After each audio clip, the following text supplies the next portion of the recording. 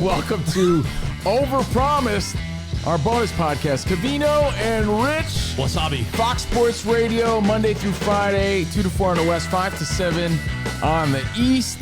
And at least once a week, we do this bonus podcast because these are ideas we overpromised. We never got to them. Ran out of time. Can't get to all the shit, so we got to do this. And by the way, I really do enjoy your Eagle Fang Karate t-shirt. I'm going to start Cobra Kai this weekend. What does it say on the back again? Eat my ass. No, bite like an eagle. Bite like an eagle. Former All-Valley champion, now Eagle Fang Karate. I'm Steve Covino. Again, Rich, Spotty's here. Thank you guys for hanging out with us. Now, on today's show, we're going to talk about the biggest sports losers. Who's the biggest sports losers, right? Who are they? Ooh. It's not a team. It's a group of people. We'll explain. No, we are Fox Dorks. We're not the biggest losers. We'll tell you who they are. And right now, we're going to talk worst logos, and here's why. Yeah. Rolling Stone released their top 50. Remember magazines, Rolling Stone magazine? Yeah. Yeah, they released their top 50 worst album covers of all time. Now, when I say album covers, I don't mean song covers. I mean actual album The art. covers, the visual artwork. The visual artwork of the albums or CDs. You remember CDs? Of course. And by the way, when you bring up magazines, how quickly we went from giving a shit about every magazine to not caring. When you and I first started working together and we were friends early on in the 2000s, every big party, Maxim, Playboy, Rolling Stone, like every magazine was bringing it. FHM. Remember those days? Blender. Of course. If you came to my house, I had stacks of magazines. I would sit on the bathroom just reading all of them. I'd be on my throne. Now you just scroll on the talk. Yeah, now it's just Instagram, TikTok, everything at Covino and Rich, by the way. But let's remind ourselves what lists are made for. They're made for us to talk about. So I have to say that I agree with a lot of these, but not all of them. Yeah. Let's scroll through some of the worst album covers of all time. What was the Matchbox 21 with the dude with the flight hat and the bumblebee? And there was a bunch of their first one, Yourself or Someone Like You. Yes, I know exactly what you're talking See, about. I like that one. I remember the Dookie one with like all the but that was kind of cartoon cool. artwork. Is it the worst? No, I mean, not at all. Remember, you would have your CD sleeve. You'd be looking at them. You'd see if the lyrics were inside. Album art is a big part of the process. Which were the worst? I hate that this is on the Rolling Stone list because I agree. I'm a huge Billy Joel fan. He's doing his last residency show at Madison Square Garden. But if I'm correct, Spot, didn't like one of his exes, like Christy Brinkley painted this at And like it a stinks. wine, like a wine and paint. I'm with you, but it's memorable though. So I do remember it. That song stinks. The album cover stinks. I agree. Just scroll through them quickly and see which ones stand out, and you could research on your own. Like I said, I agree with some of them. I disagree with others because some of these are memorable. This Queen one, terrible. all their faces melted together. Horrible. Well, it's kind of cool. But like Maybe for the time, right? Maybe that's look at the special effects. You know what's interesting though? If you close like one eye and just look at their faces individually, their eyes actually do work. But they're whose eyes are whose? Oh, I never got that, Spot, until now. Oh shit, Spot! You just I see what you're saying. You see what I'm saying? Yes. Yeah, I didn't. Yeah, keep staring, everybody. If you, if you're just listening, there's 4 members of the band. Like, look at Brian May and block out Freddie Mercury. It looks like Brian May. But now if you just look at Freddie Mercury and block out everyone else, it looks like Freddie Mercury, even though they're sharing eyes. There's 5 eyes, 4 dudes. Man. So maybe it is kind of cool. And we're not counting brown eyes. This is just... Yeah, that's just bad. That's just weak. Let's see. Keep going. Scrolling through. Michael Jackson history, memorable. I never thought of it as a weak album cover. It had like almost like disaster in the background. It was like a statue of him. Remember that one? Of course. Again, who are these people picking these? I don't know. Bunch of nerds, in my opinion. Nerds. Yeah. Now, as a rock fan, I was shocked to see. I'll just throw it out there. Spot hasn't gotten there yet, but I was shocked to see Beatles Revolver. No, that just looks like a shitty kid's art project. Revolver. Chumbawamba, memorable. Kind of weak. I mean, the whole album's weak. See, hold on. Backtrack. Sorry. Yeah. The Black Album, 1991, Enter Sandman, Wherever I May Roam, lots of classics on that album. I just associate that as, hey, it's got the Snake, it's the Black Album, it's the Black, it's like the Weezer Blue Album, the Green Album. Yeah. It's the Black Album. There's nothing to it, but is it the worst? Is it hateable? I'm surprised that's number 41 on the list. It's like a back window decal on a Ford F-150. I don't know. I'm just surprised it's on there. Again, we're going over the worst album covers of all time. Which ones stand out to you? Black Flag. Who's Roger? The Many Faces of Roger? It's just Is that Roger from What's Happening? Raj? Yeah, he had an album. Yep. And then Rerun went solo too. See, Now, this is a weird one. I disagree. Two Live Crew with all those booties? That's a memorable album cover. Look, I went to our resident hip hop guru, Danny G. And I was like, Danny G, doesn't everybody think this is sort of iconic? Two Live Crew with the ash streaks on the cover. He's like, yeah, this is like hip hop culture. Like, this is not a weak album cover. But again, they put this on list probably to get people talking about it. And we're falling into the trap, taking the bait. And Two Live Crew, by the way, when you think about back then, more people were concerned about boobies than booties. So they were sort of, Ahead of their time. ahead of the Innovators. trend. Yeah, not Ozzy's greatest album cover. But Down to again, earth. I feel like you're going too slow. Either way. sorry. He goes too fast. By the way, slippery when wet. I always thought creative because John Bon Jovi, I'm a Jersey kid. John Bon Jovi took a wet plastic bag, like a Glad plastic bag, garbage bag, and he just wrote it in there, and that was it. After like deliberating for hours, like what should it be? Like they made something simple, and the rest is history. Yeah, sometimes simple is better. I never thought of that as a What do you weak think of album this, cover. Van Halen. That's kind of weak, but I remember it. Again, a lot of these are memorable. I just think Chumbawamba's weak, so anything to do with them is but weak. these are memorable album. Like I remember that album. Well, I cover. think that's the debate here. This is the Was it best. just memorable and maybe bad is memorable, which makes it awesome sometimes, or maybe it's just completely bad? The 70s band Orleans, don't they sing Dance With Me? And, don't they sing, Can't You're the you one. see? You're still the one. Still the one. Well, Yeah. their album cover is 5 dudes naked. We should recreate Are they this, wearing pants? I don't know. The three of us, Danny G and Iowa Sam, or Dan Byer can recreate this. Maybe what makes it weaker is you unfold the album. They have no The pants. second half is junk. Yeah. The lyrics are in their junk. All right, Now- let's hit the top 10 real quick. Let's get into the top 10. According to Rolling Stone, the worst album covers of all time. Black Tarzan. Dolly Parton. It's just bubbles with Dolly Parton's face in it. Yeah, We also have to remember, too, what year they came out. It's not like they had all these great resources to create something cool. Three Dog Night had an album called Hard Labor where it was like the delivery room, but the record was Oh yeah, the Covering- woman's like a creature. Yeah. Life of Pablo. Yeah, it's kind of stupid. But I think you get the point. A lot of these are memorable, but some of them are pretty shitty artwork. Now, the number one, I can't deny it. It's a band that I play every night on Sirius XM Turbo. Limp Bizkit! Yeah. Chocolate starfish! And the hot dog flavored water! Now, the title alone is as dumb as it gets. The band name is dumb. The title of the album is dumb. The songs kick ass. I like Limp Bizkit, but the artwork is trash. And it's actually done by Wes Borland, the guitar player. And they put that at number one, and I can't debate it. But hang on to Limp Bizkit because we're going to talk about them again, believe it or not. That, however, brings us to the worst logos of all time. There's a couple in sports that I think stand out. And then I found a couple companies that had logos and they're like, oh, you got to redesign that. Well, hey, Fox Sports Radio Nation, Overpromised Nation, you don't have to limit yourself to sports logos. You want to chime in with some you think we're going to forget here, hit us up at Covino and Rich, at Steve Covino, at Rich Davis. It could be a restaurant. It could be a network, a TV logo. It could be whatever logo you want. We're talking about the worst ones. I live in LA now, but I grew up on Long Island, and I'm not a hockey guy, but I remember when the Islanders went from their traditional Islanders logo to that fisherman.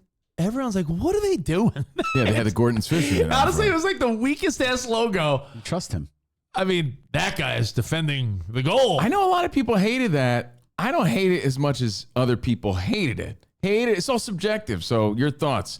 And another one that a lot of people hated, but every time we talk about it, again, very polarizing. We bring it up as one of the worst. People are like, I like that logo. You know the why? OG Because- Raptors logo. Because sometimes retro and ugly becomes cool. I guess. Like, look at this. This looks like something my son would draw because he likes T-Rexes. Dinos, Dad. T-Rex. T-Rex. But a T-Rex, lot of Dad. people It's a bring this raptor. one up, and then there's always a lot of people that defend it. But you gotta put it on the list if we're talking bad But hold logos. on. Can you just subjectively and objectively look at that and say, it's a dinosaur dribbling a basketball? That's silly as hell. I mean, you would imagine maybe a caveman came up with it, perhaps. Who knows? Silly. Very primitive logo. And Rich, I know the Broncos is on the list. I didn't know this existed until they broke these out in a retro game. The Broncos wore a helmet in the 60s where it looks like a drunk guy drew the Bronco. Please take a look at this and tell me you think this is well done. Yeah, that's asterisks. That is bad. Yeah, that's so bad. Looks like you're drunk. And by the way, you drunk Uncle Bart. Hey, Bart, draw a horse. From here, you know my eyes, I got COVID eye. Yeah. Like, to me, it's just like a blob of white on there. Oh, I say even worse now that I put glasses on. No, seriously, that's so bad. Yeah, that's so bad. What is that? But again, you got to remember the time. If you remember the time. Looks like a clumsy horse. You got to remember the times. Okay? Hey, you want to go for a ride? Limited with options, with just technology, I guess, because when you think of our logo, let's throw our logo into the mix. Our very first Covino and Rich logo, early 2000s, this is all we had. Basically clip art and word art, and we actually paid somebody to come up with this. And when you look back, it's like, man, that's pretty trashy. It's trash. So our logo was no better than these other ones. Our old logo in Good. the Covino and Rich archives. I hope you can't find it. I hope you can't Google it because, again, but you got to remember, at the time, it was cool. So you have to put that in perspective when you look at these album covers and you see Creed Weathered. You're like, Creed Weathered, that's the worst cover ever. But maybe at the time, it was kind of cool, or that's all we were able to do. So while Spot goes and tries to find our OG logo, you found it? It's like the best I could find of it. Oh, wow. We paid someone to make that logo? Yeah.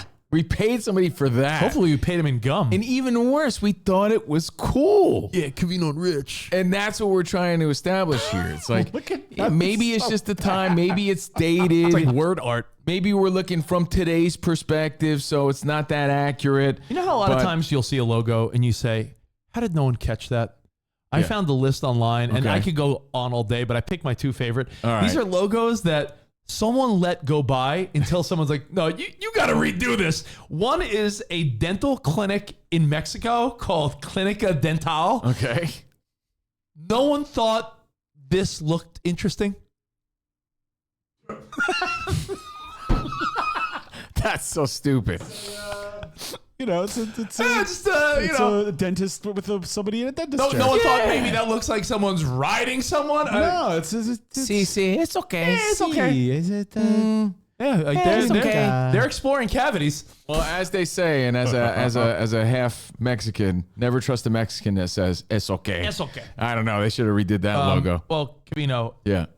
This is terrible. Arlington, Texas. There was a pediatric medical center. You think, how could you mess this up? Helping kids. Take a look. Oh my goodness, it's terrible. I mean, that looks so inappropriate. Patting the child on the head. Someone in the meeting doesn't say, hold up. Johnson. Maybe we should redo this. That is just ridiculous. Johnson, pun intended. Oh my goodness. Please. Yeah, terrible logos you want to add to the list. Again, don't limit yourself to sports. It could be a product. It could be a company. It could be a restaurant, whatever. Hit us up at Steve Covino, at Rich Davis, at Covino and Rich, at Fox Sports Radio. Now, we mentioned Limp Bizkit because they were the #1 worst album cover of all time, right? Chocolate Starfish! Yeah. And you know what a chocolate starfish is, right? I'm sorry, what? Butthole? Yeah, and the hot dog flavored water. It's just the whole thing's dumb. So I guess maybe it works. Yeah, so, you see the chocolate starfish? Yes, I do. So that's the worst album cover of all time, worst logos. But speaking of Limp Bizkit, let me ask you real quick. You being that you're a Yankees fan, did you ever own a red Yankees hat because you like Fred Durst? I have one autographed by Fred Durst. Swear to God. Anybody want to buy it? How is that not hanging behind you? Give him the one shot. You have a Yankees hat behind you in your one shot. I do. On the camera. How is that not replaced by a red Fred Durst Yankee hat? Maybe I'll bring it. You know what? I'll bring it in. I'll bring it in. So next week you'll see it. I do. I have a red autographed Fred Durst Yankees hat from back in the day. I built my career up in rock radio. We started doing talk radio in the early 2000s. You saw our original logo from about, 2004? Yeah, buddy. So speaking of Limp Bizkit, 25 years ago this week, Limp Bizkit was blamed for starting the riots at Woodstock 99. I remember wishing I was there. I was actually working in Old Timey Times terrestrial radio. I was the guy back at the studio recording the audio and video feed so that we could play some of the songs on the radio. So I'd do a quick edit, get it on the radio as fast as I could. I wished I was there. I had friends that were there, colleagues that were there. But again, 25 years ago, y'all know what time it is. It's Limp Bizkit. Let's break stuff, right? People go wild and they start lighting stuff on fire. Remember the Chili Peppers? Let me run into your fire. So riots break out, fights break out, people lose their minds. It's like Lord of the Flies almost. People just start losing it. It's hot. They're overpaying for water. They're agitated. They're rocking out. It's a little mix of everything. But looking back, and there's documentaries about this, Limp Bizkit gets blamed. So that makes me think of people losing their minds. Yeah. And just yesterday at the Subway Series, Yankees Mets. Look, I was losing my mind watching how bad the Yankees are. Got swept this year, 4-0. Terrible. That's a whole other conversation. They're just disgusting right now. Mets are hot. Yeah, Mets are hot. Yankees are trash. But a brawl broke out amongst the fans.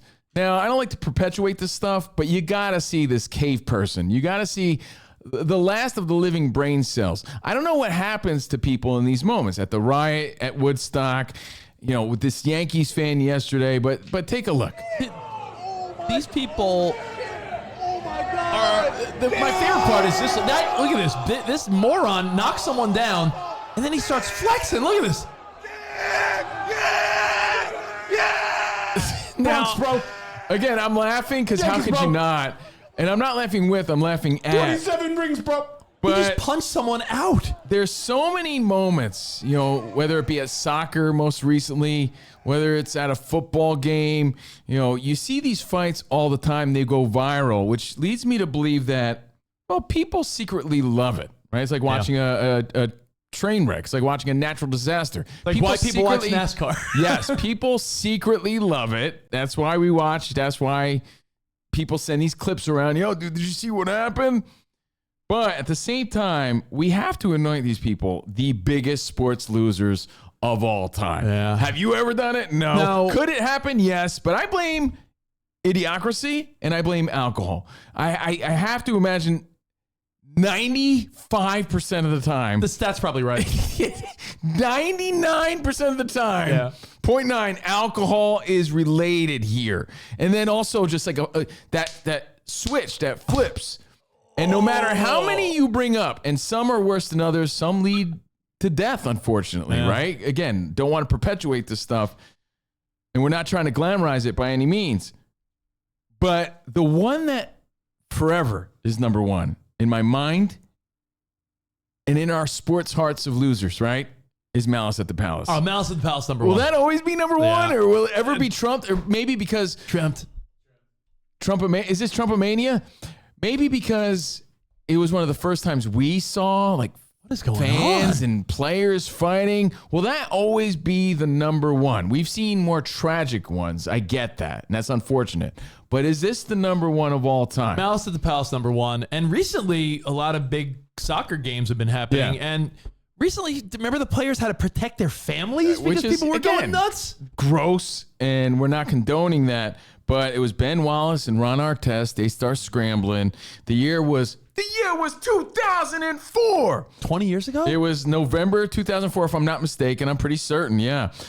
The Pacers won 97-82. It was in Michigan, as you guys know. And the fans and the players went at it. And I just think for us, I guess at that period in our life, and just watching this unfold and not ever really seeing it like this before, will always be number one for our generation of what was going on here. This is a disgrace. But these fans that fight at games, Rich, are they the biggest sports losers? Can we at least all agree on that? I think if you are going to have a fist fight with another grown man. Yeah, especially you're going there to have a good time. You paid for tickets.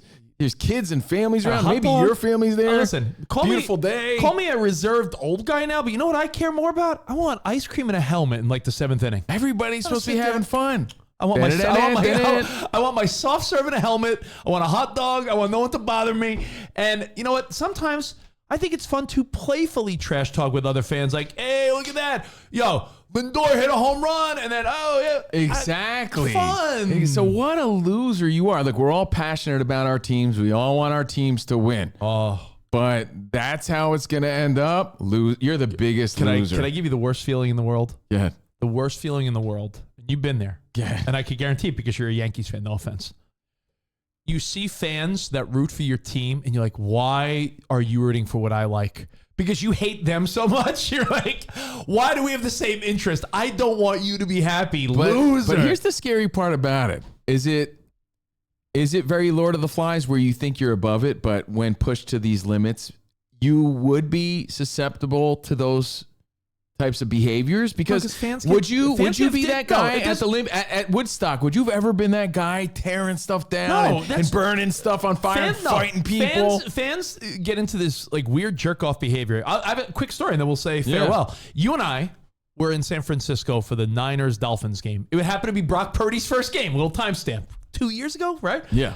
You and I were there, and you remember the Niners were doing well. There were some visiting Dolphin fan friends that called security just because they weren't enjoying people around them having fun. I remember that. And then they started to try to fight people. And it just shows you, like, don't let your sports alliance turn you into a caveman. The end. And I do pose the question, do you think you're capable of becoming this cave person? If someone pushed your wife or kid or something, yeah. Yeah, I guess, right? And that's unfortunate too, but be better than that. Don't be the biggest sports loser. Don't let it happen to you. And again, you got to watch those Woodstock documentaries to see how crazy it got 25 years ago this week. I'll watch that, but I'll also watch Cobra Kai. Eagle Fang. Fang. We'll see you guys tomorrow. Oh, yeah. And enjoy your Fox Sports Radio. Enjoy your Olympic weekend. Yeah. Who's carrying the flag? LeBron and who? I don't know. Coco Gauff. Congrats to them. Enjoy. Arrivederci, baby. See you in the overpromised land. Goodbye.